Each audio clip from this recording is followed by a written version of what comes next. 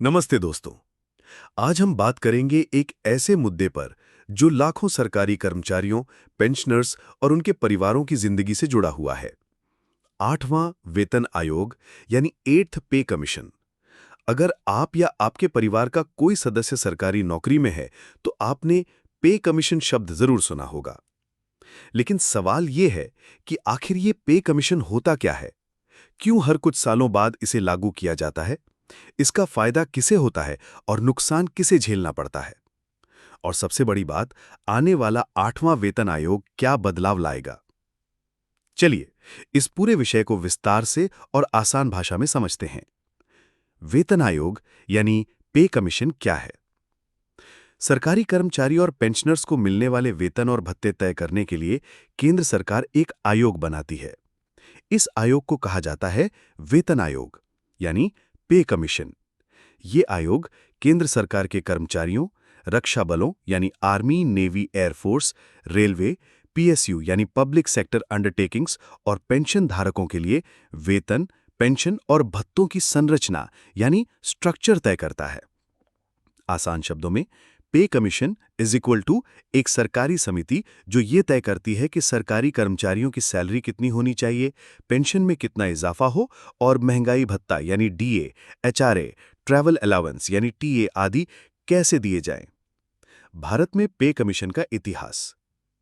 भारत में अब तक 7 वेतन आयोग लागू किए जा चुके हैं। हर 10 साल के आसपास नया पे कमीशन बनता है। फर्स्ट पे कमीशन यानी 1946, इसमें न्यूनतम वेतन 55 रुपए और अधिकतम 2000 रुपए तय किया गया। सेकंड पे कमीशन यानी 1957, इसमें न्यूनतम वेतन 80 रुपए किया गया। थर्ड पे कमीशन यानी 1970, इसमें न्यूनतम वेतन 185 रुपए हुआ। फोर्थ पे कमीशन यानी 1986, इसमें न्यूनतम वेतन 750 रुपए और अधिकतम 8000 रुपए तक किया गया। फिफ्थ पे कमीशन यानी 1996, इसमें न्यूनतम वेतन 2550 रुपए हुआ।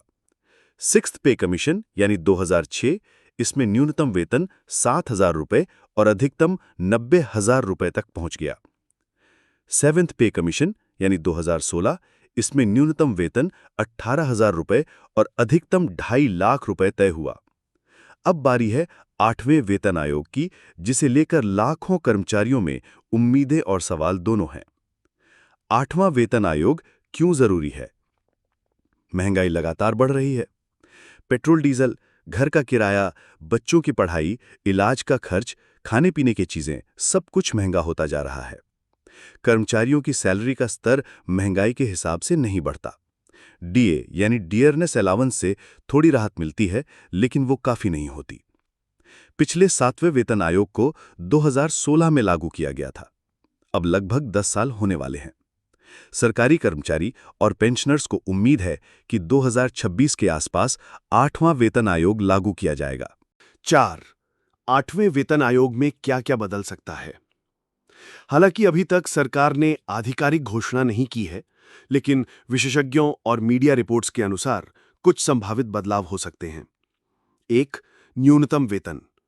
7वें वेतन आयोग में न्यूनतम बेसिक वेतन 18,000 रुपए तय हुआ था।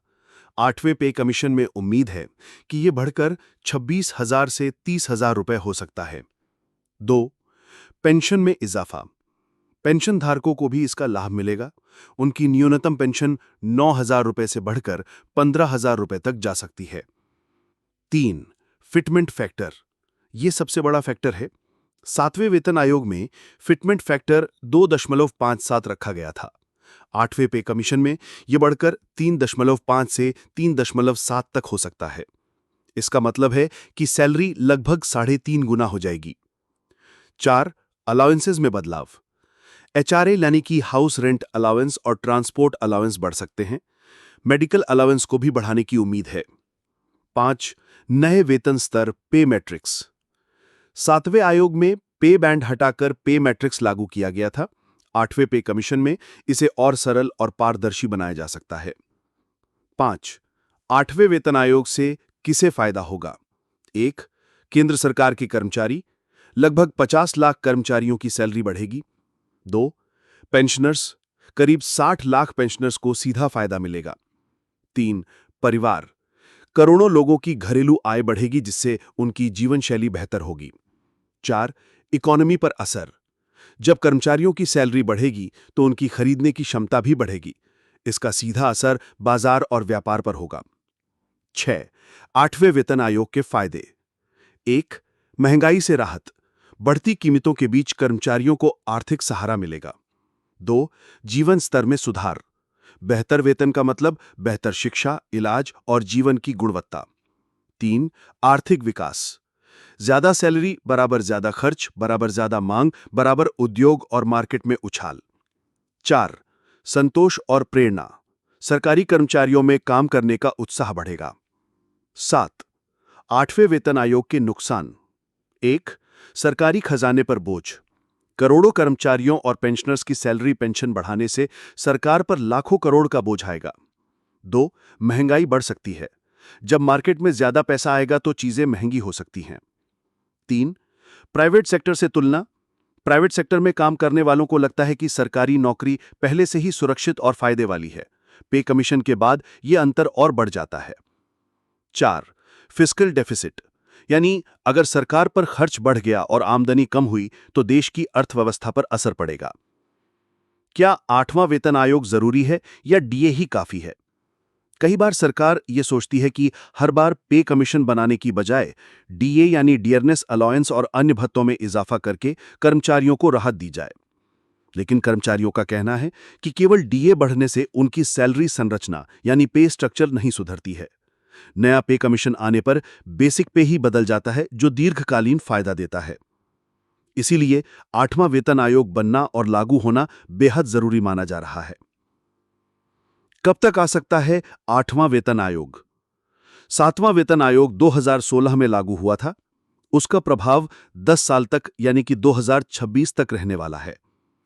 संभावना है कि सरकार 2026 या 2027 में 8वें वेतन आयोग को लागू कर सकती है। हालांकि अंतिम फैसला केंद्र सरकार और वित्त मंत्रालय पर निर्भर करेगा। निष्कर्ष दोस्तों, 8वां वेतन आयोग केवल सरकारी कर्मचारियों और पेंशनर्स की सैलरी बढ़ाने का मामला नहीं है, बल्कि ये पूरी भारत की अर्थव्यवस्था, बाजार और समाज को प्रभावित करता है। जहां एक और इससे करोड़ों परिवारों को राहत मिलेगी, वहीं दूसरी ओर सरकार के लिए ये एक बड़ी वित्तीय चुनौती होगी। लेकिन हर बार की तरह इस बार भी उम्मीद यही है कि सरकार कर्मचारियों के हित को ध्यान में रखते हुए कोई सकारात्मक फैसला लेगी। इसलिए आने वाले समय में जब भी 8वें वेतन आयोग की घोषणा होगी, तो ये न सिर्फ कर्मचारियों बल्कि पूरे देश के लिए एक बड़ा आर्थिक और सामाजिक मोड़ साबित होगा। वेबसाइट दोस्तों, ये थी 8वें वेतन आयोग की पूरी जानकारी, इसकी जरूरत, फायदे, नुकसान और संभावित बदलाव।